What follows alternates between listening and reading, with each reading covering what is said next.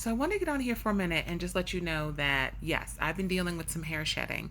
I didn't immediately think about that as becoming a problem, um, but yes, I had knee surgery about 4 weeks ago, and I have noticed hair shedding more excessive than normal, and which is fine because that happens. I know that you can have hair loss or hair shedding, excessive hair shedding during major parts of your life if you're going through some sort of illness, medications, and something as traumatic as surgery, because any kind of surgery is going to be something traumatic to your body. So I noticed some hair shedding.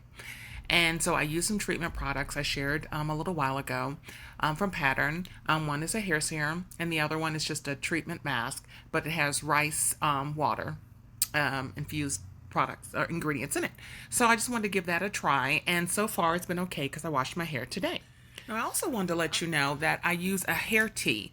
And I will put the name down there and the link and share the site and everything about it. But I use a hair tea to help with hair shedding all the time.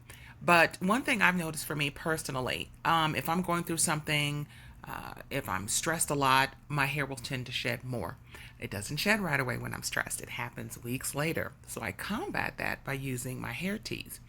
But I felt like my hair needed a little bit more this time because something as big as surgery is bigger than stress, right? So I wanted to make you aware of that.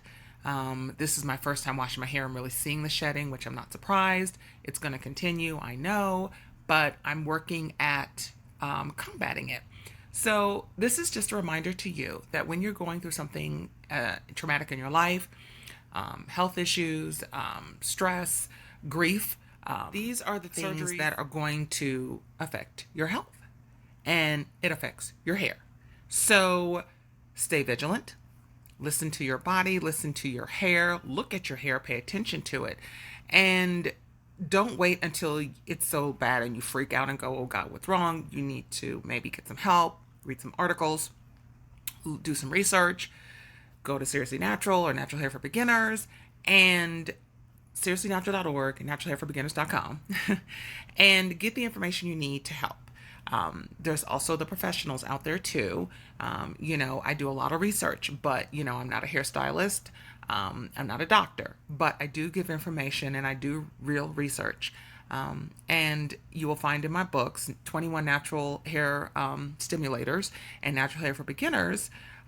You will find that I will do all the research needed to take care of your hair.